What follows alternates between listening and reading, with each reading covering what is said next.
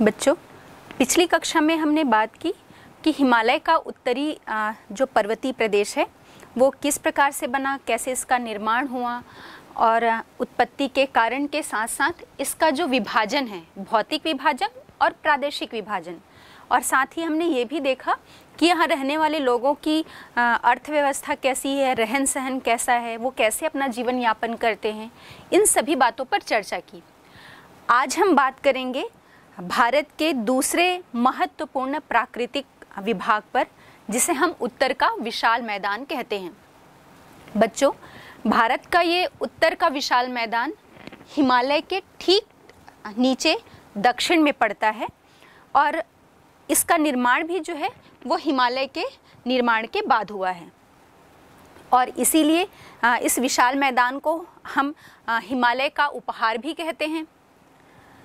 और उपहार इसलिए भी कह रहे हैं क्योंकि इसका जो निर्माण है वो हिमालय से निकलने वाली जो नदियां हैं और इसके साथ ही उत्तरी जो प्रायद्वीपीय पठार है उससे निकलने वाली नदियों के द्वारा जो अवसाद लाए गए हैं उनके जमाव के द्वारा इस मैदान का निर्माण हुआ है। इसलिए भी हम इसे हिमालय का प्राकृतिक उपहार कहते हैं। बच्चों, ये विशाल मैदान जो है वो बहुत महत्वपूर्ण भौतिक विभाग है क्योंकि चूंकि ये नदियों के द्वारा लाए गए अवसादों के द्वारा, जमाव या निक्षेप के द्वारा इस मैदान का निर्माण हुआ है, तो ये बहुत ज़्यादा उपजाऊ है।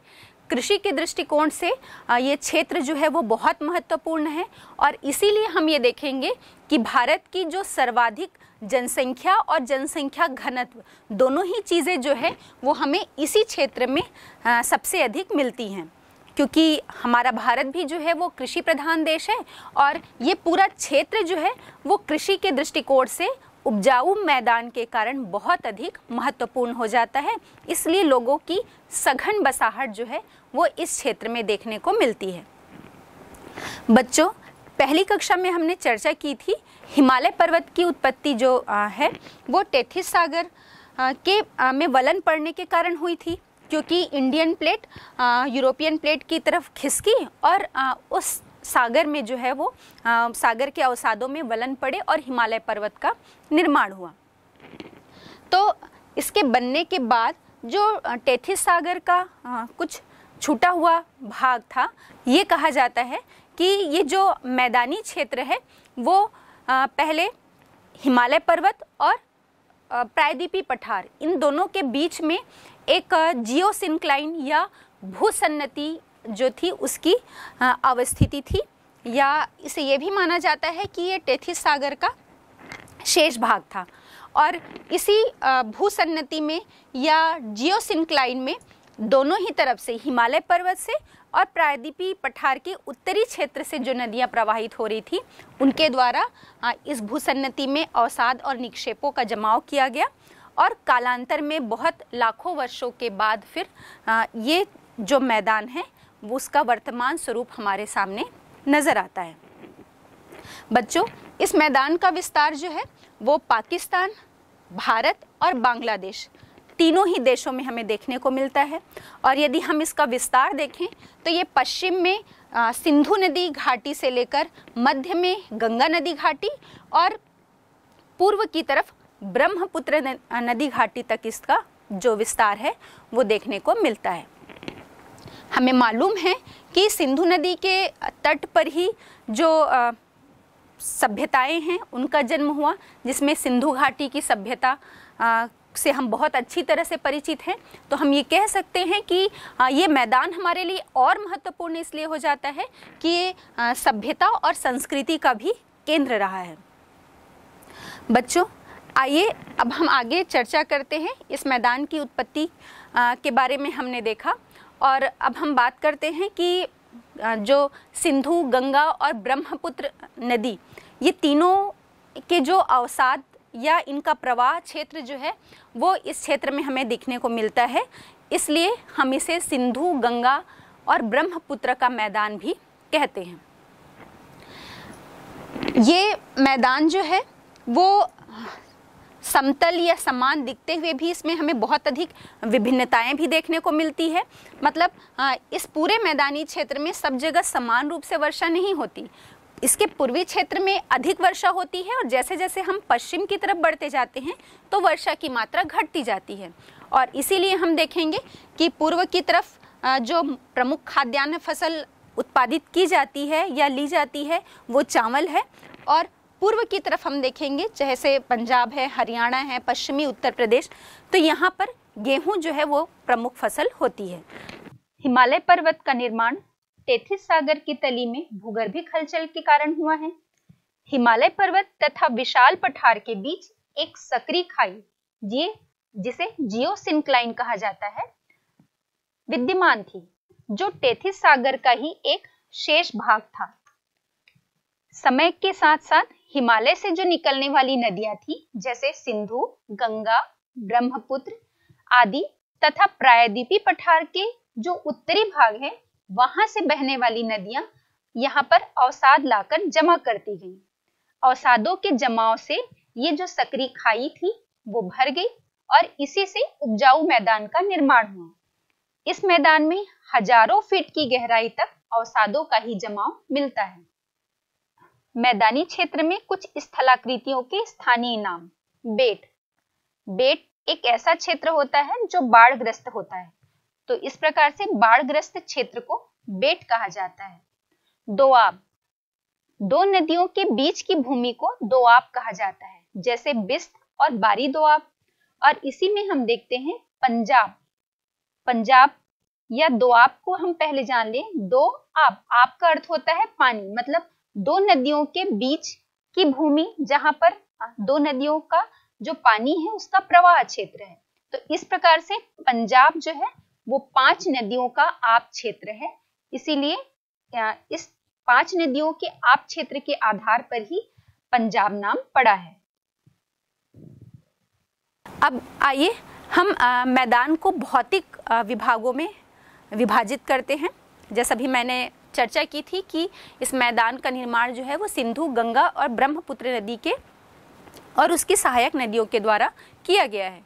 तो इसी आधार पर इस मैदान का हम भौतिक विभाजन करते हैं, जिसमें है पहला सिंधु सतलज का मैदान, दूसरा गंगा का मैदान और तीसरा है ब्रह्मपुत्र का मैदान। तो सबसे पहले हम बात करते हैं सिंधु सतलज के मैदान पर। तो पहले हम चर्चा करते हैं सिंधु सतलज का मैदान। बच्चों, मैदान के इस हिस्से को भारत में पंजाब हरियाणा का मैदान के नाम से भी जाना जाता है, क्योंकि इसका विस्तार जो है वो प्रमुख रूप से पंजाब और हरियाणा राज्यों में है। ये बहुत ही उपजाऊ भूभाग है इस मैदानी क्षेत्र का, और यहाँ पर सिंचाई के भी जो हैं वो बहुत से साधन विकसित किए गए हैं। ये पूरा मैदान का ये जो क्षेत्र है वो सिंधु और उसकी जो सहायक नदियां हैं उनके द्वारा इसका निर्माण किया गया है। इसी क्षेत्र में जैसा भी मैंने बताया कि पंजाब और हरियाणा में इसका प्रमुख रूप से विस्तार है, तो हम देखेंगे इसमें कुछ विशेष स्थलाकृतियां भी देखने को मिलती हैं, जिसमें पहला है जैसे बेत ऐसे क्षेत्र के लिए इस टर्म्स को यूज़ किया जाता है जो बाढ़ग्रस्त होते हैं। बाढ़ग्रस्त क्षेत्र को बेत कहा जाता है। इसी प्रकार से दोआब, जो पंजाब हम कह रहे हैं, पंजाब का नाम ही इसलिए पड़ा है क्योंकि ये 5 नदियों का आब क्षेत्र है। तो दोआब किसे कहते हैं? दोआब दो नदियों के मध्य की जो भूमि होती है, मध्य का जो क्षेत्र होता है, उसे हम दोआब कहते हैं। तो ठीक इसी प्रकार पंजाब जो है वो 5 नदियों का आब क्षेत्र है, जिसमें सिंधु की जो सहायक नदियां हैं, सतलज, रावी, ब्यास, चिनाब और झेलम, इन 5 नदियों के आब क्षेत्र से पंजाब का नाम जो है, पंजाब का जो है नामकरण हुआ है। तो यहाँ पर ये विशेष स्थलाकृतियाँ भी हमें देखने को मिली है। अब हम ये देखते हैं कि इस पूरे क्षेत्र में, जैसे पंजाब, हरियाणा और जो पश्चिमी उत्तर प्रदेश का क्षेत्र है, यहाँ पर नलकूपों और नहरों के द्वारा सिंचाई की अच्छी व्यवस्था की गई है, जिसके कारण यहाँ पर फसलों का उत्पादन भी जो है वो बहुत अधिक देखने को मिलता है। और साथ ही हम देखेंगे कि इसी क्षेत्र में हरित क्रांति के द्वारा भी शासन के द्वारा एक अच्छा प्रयास किया गया है कि हरित क्रांति को अपनाकर इस पूरे क्षेत्र में उत्पादन को बढ़ावा दिया गया है। अब आप कहेंगे कि हरित क्रांति क्या है, और मुझे लगता है कि आप इस शब्द के साथ साथ इस प्लान से, इस योजना से आप बहुत अच्छे से परिचित होंगे। हरित क्रांति में फसलों के अधिक उत्पादन को प्राप्त करने के लिए जो अच्छी किस्म की बीजें हैं, इसके साथ ही साथ उर्वरक या कीटनाशकों का जो प्रयोग है, और साथ ही जिन क्षेत्रों में सिंचाई की सुविधा उपलब्ध नहीं है वहाँ पर सिंचाई के द्वारा, और जहाँ पर सिंचाई है वहाँ पर और अधिक सिंचाई की व्यवस्था करके वर्ष में 2 से 3 फसली क्षेत्र वहाँ पर बनाया गया है। तो हाइब्रिड इसीलिए हम कहते हैं कि उच्च किस्म या उच्च तकनीक का प्रयोग करके हरित क्रांति के माध्यम से फसलों का जो उत्पादन है वो अधिक से अधिक लेने का प्रयास किया जाता रहा है। इसीलिए हम इसे हाई यील्डिंग वैरायटी प्रोग्राम भी कहते हैं। अब इसका जो सर्वाधिक प्रभाव है वो मैं फिर से आपको बताना चाहूँगी कि पंजाब, हरियाणा और पश्चिमी उत्तर प्रदेश में देखा जाता है। और हरित क्रांति का सर्वाधिक प्रभाव गेहूं की फसल में देखने को मिला है। इसके साथ ही साथ जो ज्वार है, बाजरा है, मक्का है, और साथ ही अब उन क्षेत्रों में धान की भी अच्छी फसलें ली जाती हैं। और ये पूरे ऐसे क्षेत्र हैं जहाँ पर वर्ष में 2 से 3 फसलें ली जा रही हैं, क्योंकि सिंचाई की सुविधा का यहाँ पर इन क्षेत्रों में विस्तार किया गया है। और यहाँ पर नदियों के माध्यम से, चूंकि एक समतल मैदानी क्षेत्र है, इसलिए नदियों के माध्यम से नहरें जो हैं वो निकाली गई हैं, और नहरों को बहुत आसानी से खेतों तक पहुँचाया जा रहा है, नहरों के माध्यम से पानी को। इसलिए सिंचाई की बहुत अच्छी व्यवस्था जो है वो इस क्षेत्र में उपलब्ध हो पा रही है। अब हम ये देखेंगे कि जो सतलज नदी है वहाँ पर नांगल नामक स्थान पर भाखड़ा नांगल बांध जो है वो बनाया गया है। और इस बांध के बनने के बाद से हम देखेंगे कि पंजाब में नहरों का और अधिक विकास हुआ, और साथ ही साथ पनबिजली का भी जो उत्पादन है वो होने लगा, जिसके फलस्वरूप इस पूरे क्षेत्र में घरों के साथ साथ जो मिलने वाली बिजली है वो घरों के साथ साथ उद्योगों में भी इसको उपलब्ध कराया गया, जिसके कारण इस क्षेत्र में औद्योगिकरण का अच्छा खासा विस्तार हुआ है या विकास हुआ है। नदियों द्वारा बहाकर लाए गए अवसादों के निक्षेप के आधार पर इस मैदान में विभिन्न प्रकार की स्थलाकृतियां बनती हैं। मिट्टी के निक्षेप के आधार पर इस मैदान को निम्नलिखित भागों में बांटा गया है, जैसे भाबर, तराई, बांगर, खादर। भाबर, शिवालिक की तलहटी में नदियां पर्वत से नीचे उतरते समय छोटे छोटे चट्टानी टुकड़ों का जमाव कर देती हैं। इसी भू आकृति को भाबर के नाम से जाना जाता है। इस क्षेत्र में पानी पत्थरों के जमाव के नीचे से बहता है। तराई, भाबर प्रदेश में विलुप्त हुई नदियां मैदानी भागों में फिर से दिखाई देने लगती हैं और उसका जल अधिक विस्तृत क्षेत्र में फैल जाता है, जिससे यह एक दलदली क्षेत्र बन जाता है, जिसे तराई कहा जाता है। बांगर, उत्तरी मैदान का एक बड़ा भाग जो पुराने जलोढ़ मिट्टी का बना है। पुराने जलोढ़ मिट्टी का बना है मतलब ऐसा क्षेत्र जहां पर बाढ़ का पानी नहीं पहुंच पाता। इस क्षेत्र को बांगर के नाम से जाना जाता है। ये मैदानी क्षेत्र अपेक्षाकृत कम उपजाऊ होती है, जहां पर मोटे अनाज की खेती की जाती है।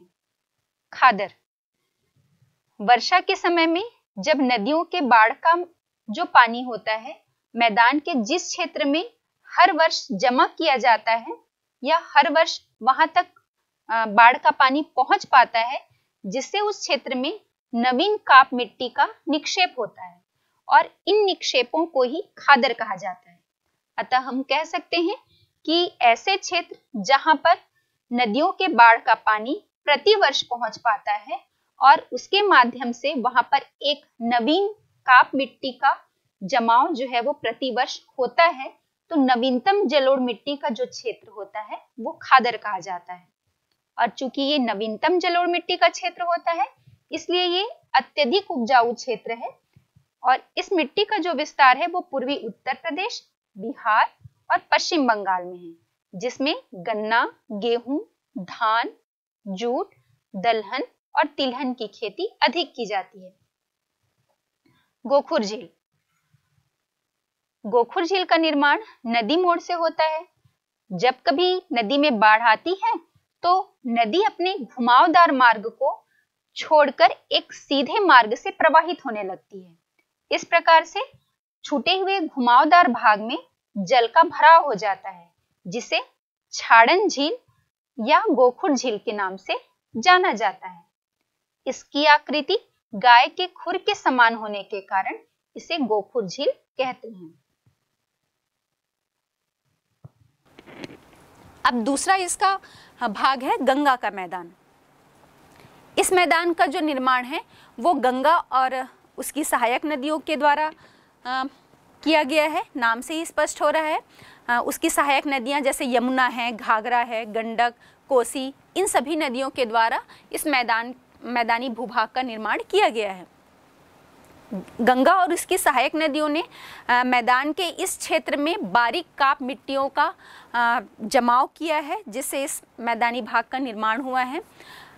इसका जो विस्तार है वो आपके दिल्ली, उत्तर प्रदेश, बिहार और पश्चिम बंगाल के एक बहुत बड़े भूभाग पर इस क्षेत्र का विस्तार देखने को मिलता है। यहाँ पर जो भूमिगत जल है वो बहुत कम गहराई पर मिलती है और यहाँ इस मैदानी क्षेत्र में हम देखेंगे कि मानसूनी हवाओं के द्वारा भरपूर वर्षा होती है और इसके कारण कभी कभी नदियों में इस क्षेत्र में बाढ़ भी आ जाती है। और चूंकि सिंचाई सुविधाओं का बहुत अच्छा यहाँ पर विस्तार है, इसलिए हम यहाँ देखेंगे कि यमुना का जो पश्चिमी मैदान है उसमें ये सर्वाधिक देखने को मिलता है, जिसके कारण यहाँ पर वर्ष में अधिक से अधिक 2 से 3 फसलें भी ली जाती हैं। या हम इसे कहें कि गहन कृषि का इस क्षेत्र में हमको विस्तार देखने को मिलता है। साथ ही ये एक सघन आबादी वाला क्षेत्र है। इस मैदानी भूभाग के यदि हम प्रमुख नगरों की बात करें तो आपका दिल्ली है, मथुरा है, आगरा, मेरठ, लखनऊ, इलाहाबाद, वाराणसी, पटना, कोलकाता, ये सभी जो हैं वो गंगा के मैदान के प्रमुख नगर हमें यहाँ पर देखने को मिलते हैं। बच्चों, नदियों के द्वारा जो निक्षेप या अवसाद का यहाँ पर जमाव किया गया है उसके आधार पर यहाँ पर कुछ विशेष प्रकार की स्थलाकृतियाँ निर्मित होती हैं। जैसे पहला हम देखते हैं भाबर। भाबर वो क्षेत्र होता है जहाँ पर जो शिवालिक की तलहटी वाला क्षेत्र होता है, गिरिपाद जिसे हम कहते हैं, वहाँ पर जब हिमालय से आने वाली नदियाँ, चूँकि ढाल जो है वो बहुत धीमा पड़ जाता है, जिसके कारण नदियों के जल में इतनी क्षमता नहीं रह जाती कि वो बड़े बड़े चट्टानी टुकड़ों को या बजरी को अपने साथ बहाकर दूर तक ले जा पाएं। इसलिए एकदम से ढाल धीमा होने के कारण वो बड़े बड़े जो बजरी या रेत के चट्टानी टुकड़े होते हैं उसे वो शिवालिक की तलहटी में यहीं पर छोड़ देते हैं और आगे बढ़ जाते हैं। तो ऐसे क्षेत्र जो है वो भाबर कहलाते हैं। इन क्षेत्रों में बड़े चट्टानी टुकड़े या बजरी के टुकड़े तो मिलते ही हैं और यहाँ पर जो नदियाँ उतरती हैं हिमालय से वो भूमिगत हो जाती हैं, दृष्टिगत नहीं होती हैं। इसके बाद जैसे ही आगे बढ़ते हैं तो तराई वाला क्षेत्र है। जो नदियाँ भाबर क्षेत्र में भूमिगत हो जाती हैं वो यहाँ पर फिर से प्रकट हो जाती हैं, फिर से दिखने लगती हैं। और चूँकि यहाँ पर नदियाँ थोड़ा मंद ढाल तो होता ही है और हम ये देखेंगे कि जो भाबर क्षेत्र में हमको बड़े चट्टानी टुकड़ों के निक्षेप या अवसाद मिलते थे, अब वो इस क्षेत्र में आने पर जो बारीक चट्टानी टुकड़े या छोटे चट्टानी टुकड़े जो हैं, छोटे बजरी या रेत का जमाव, हमें बारीक रेत का जमाव यहाँ पर देखने को मिलता है। और चूँकि वो नदियाँ यहाँ पर फिर से दिखने लगती हैं और एक पूरे बड़े क्षेत्र में वो फैल जाती हैं, इसलिए पूरा क्षेत्र जो है वो एक दलदली क्षेत्र के रूप में निर्मित हो गया है। इसे हम तराई क्षेत्र कहते हैं और यहाँ पर विविध प्रकार की वनस्पतियों की जाति भी देखने को मिलती है। और अब वर्तमान में, हालांकि पहले इसमें कृषि करना संभव नहीं था या बहुत अधिक ये कृषि के योग्य नहीं था, लेकिन अब इस क्षेत्र को भी कृषि के दृष्टिकोण से इसका विकास जो है वो किया जा रहा है, ताकि यहाँ पर भी कृषि कार्य अच्छी तरह से हो पाए। फिर आगे जैसे बढ़ते हैं तो तीसरी स्थलाकृति आती है बांगर। बांगर वो क्षेत्र होता है, हम ये कह सकते हैं ये अपेक्षाकृत ऊंचा क्षेत्र है, जहाँ पर जब नदियों में बाढ़ आता है तो नदियों के बाढ़ का पानी यहाँ पर नहीं पहुँच पाता, तो हम इसे कहते हैं कि ये पुरानी जलोढ़ मिट्टी का क्षेत्र होता है। अब चूँकि ये पुरातन जलोढ़ मिट्टी का क्षेत्र है, इसलिए यहाँ पर बहुत ज़्यादा इस मिट्टी में उपजाऊपन नहीं होता है, उपजाऊ नहीं होती है यहाँ की मिट्टियाँ, इसलिए कृषि के दृष्टिकोण से बहुत अधिक महत्वपूर्ण नहीं होता। फिर हम आगे आते हैं तो हमको क्षेत्र मिलता है खादर। खादर अपेक्षाकृत बांगर की अपेक्षा एक निचला भूभाग होता है, जहाँ पर नदियों के बाढ़ का पानी जो है वो हर वर्ष पहुँच पाता है।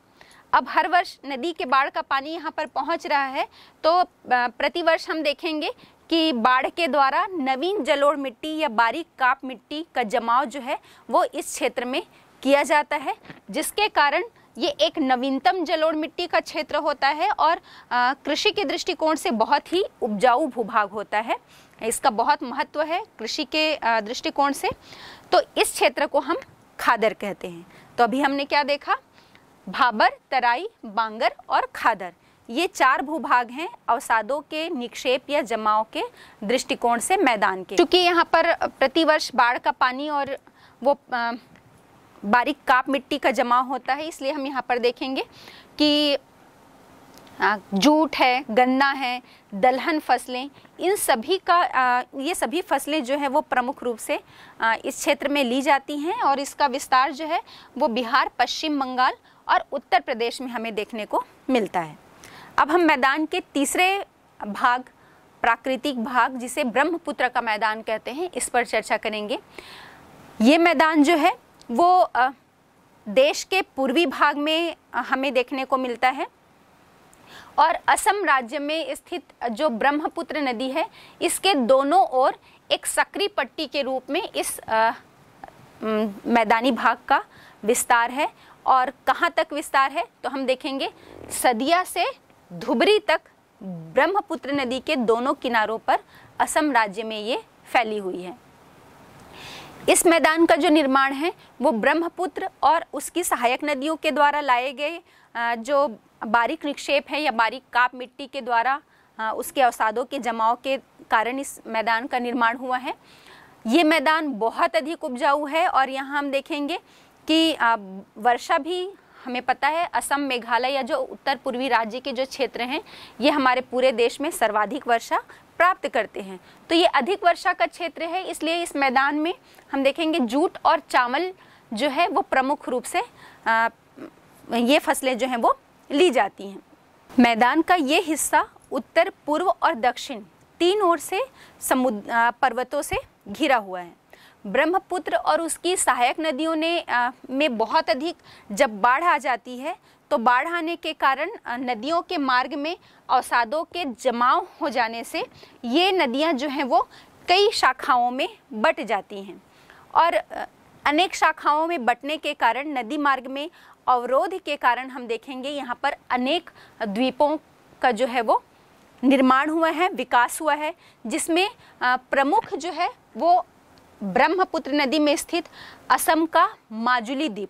माजुली द्वीप आपको पता होना चाहिए विश्व का सबसे बड़ा नदी द्वीप भी है। डेल्टा सागर में मिलने के पूर्व नदी वृद्धावस्था में होती है। यहाँ नदी का ढाल बहुत मंद हो जाता है और जल का वेग भी कम हो जाता है, जिसके कारण नदियां अपने साथ लाए हुए अवसाद को वहन करके आगे तक नहीं ले जा सकती, जिससे नदियों के द्वारा जो लाए गए अवसाद होते हैं वो अपने पाट पर ही जमा करने लगती है, जिसके कारण उनका मार्ग जो है अवरुद्ध होने लगता है और यह अवरुद्ध मार्ग कई शाखाओं में बटकर समुद्र तक पहुंचता है। इस प्रकार से नदी के द्वारा निर्मित त्रिभुजाकार स्थलाकृति होती है उसे डेल्टा कहा जाता है। इसके बाद हम देखेंगे कि ब्रह्मपुत्र और उसकी सहायक नदियों के द्वारा इसी क्षेत्र में जो है वो डेल्टा का निर्माण किया गया है। अब डेल्टा क्या है? जब नदियां अपने अंतिम मुहाने पर हम बात करेंगे कि समुद्र से मिलने वाली होती है, तब उसका ढाल जो है बहुत मंद होने के कारण ये बहुत बड़े क्षेत्र में फैल जाती हैं और उसके सामने चूंकि उस नदी की धारा में इतनी क्षमता नहीं रह जाती कि वो अपने साथ अवसादों को परिवहन करके ले जा पाए, और जो अवसाद हैं वो उसके मुहाने की तरफ ही जमा होते जाते हैं, जिसके कारण ये नदी की जो धारा है वो कई वितरिकाओं में बट जाती है, कई शाखाओं में बट जाती है। उसका जो स्वरूप है वो अंग्रेजी के डेल्टा के समान होता है, त्रिभुज के समान ये आकृति हो जाती है, जिसे हम डेल्टा कहते हैं। और इसी क्षेत्र में, या मैं कहूँ कि मैदान के इसी भूभाग में गंगा और ब्रह्मपुत्र नदी के द्वारा विश्व का प्रसिद्ध सुंदरवन का डेल्टा जो है यहीं पर मिलता है। और इस डेल्टा में या इस डेल्टाई क्षेत्र में सुंदरी नामक वृक्ष की जो है वो प्रधानता है, जिसके कारण इस डेल्टा का नामकरण इसी वृक्षों के नाम पर पड़ा है, सुंदरवन का डेल्टा। बच्चों, हमने मैदान की बनावट और वहाँ पर मिलने वाली जो विविधता है उस पर चर्चा की। अब आइए हम देखते हैं इस मैदानी क्षेत्र में रहने वाले जो लोग हैं वो किस प्रकार अपना जीवन यापन जो है वो करते हैं। तो इसी संदर्भ में हम एक छोटी सी कहानी लेते हैं, एक छोटे गांव की कहानी के बारे में हम देखते हैं कि वहाँ लोगों का रहन सहन कैसा होता है, उनकी अर्थव्यवस्था किस प्रकार की है।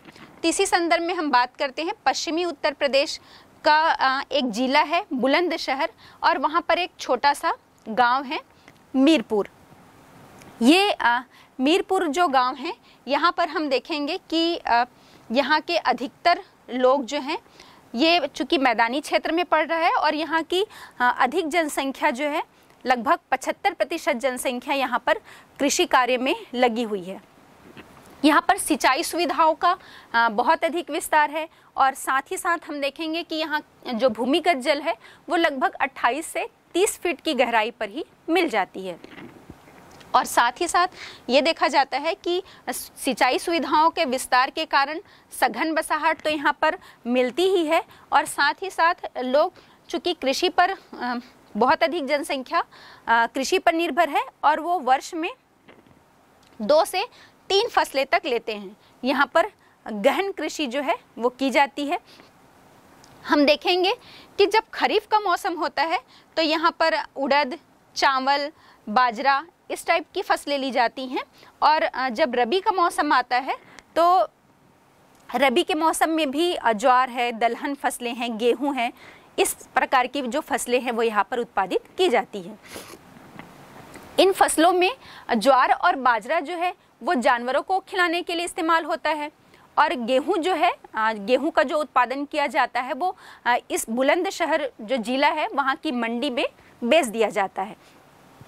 इसके अलावा हम देखेंगे यहाँ की जो प्रमुख फसल है वो गन्ना है। हर गांव के वो किसान जिनके पास 4 से 5 एकड़ तक भूमि है, इस गांव के प्रत्येक किसान जिनके भी पास 4 से 5 एकड़ तक भूमि होती है, वो अपने खेत के कुछ हिस्से में गन्ने की खेती करते हैं।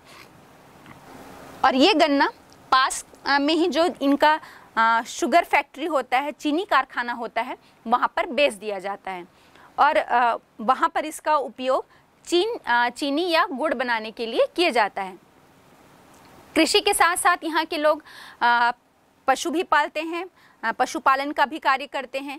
बड़े किसान जो होते हैं वो इन पशुओं से जो दूध मिलता है उससे घी या दूध से संबंधित जो पदार्थ है वो सिर्फ अपने घर के उपयोग के लिए ही रखते हैं, और जो छोटे किसान होते हैं वो दूध और उससे बने जो प्रोडक्ट हैं उन्हें बाज़ार में बेचते हैं, उसके कुछ भाग को बाज़ार में बेच देते हैं। और चूँकि उनके पास बहुत बड़ी भूमि नहीं होती है, भूमि का एक छोटा सा ही हिस्सा होता है जहाँ पर खेती करना संभव नहीं है, तो वो पशुपालन से जो भी पदार्थ प्राप्त होते हैं उन्हें बेचकर अपनी आजीविका का निर्वाह करते हैं। इसके अतिरिक्त जो परिवार है वो दूसरे की खेती में ही, जो छोटे किसान होते हैं वो दूसरे के खेतों में मजदूरी का कार्य करते हैं, और साथ में पशुओं का जो गोबर होता है वो बड़े किसानों को चारे या रुपयों के रूप में वो बेच देते हैं, जिससे जो गोबर उनको बेचा जाता है उस गोबर का उपयोग खाद के लिए किया जाता है। अब हम देखेंगे सघन बसाहट। उत्तर के इस पूरे मैदानी क्षेत्र में सघन बसाहट देखने को मिलती है, और इसको समझने के लिए हम फिर से मीरपुर गांव पर ही एक नज़र डालें तो हम देखेंगे कि इसका जो बदलता हुआ स्वरूप है वो किस प्रकार का है।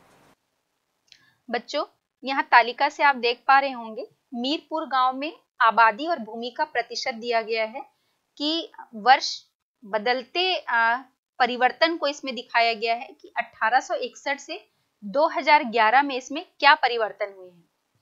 हम तालिका में यहाँ देख पा रहे हैं वर्ष 1861 में यहाँ 451 जनसंख्या निवास करती थी, जिसमें खेतीहर भूमि जो है वो 228 हेक्टेयर था, कुल भूमि 276 थी, और सिंचित भूमि जो है वो 59 हेक्टेयर थी।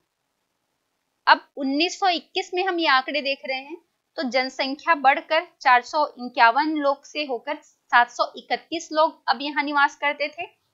खेतीहर भूमि भी 228 से 264 हो गई, कुल भूमि जो है वो 276 ही है, और सिंचित भूमि भी बढ़कर 59 से 131 हेक्टेयर हो गई।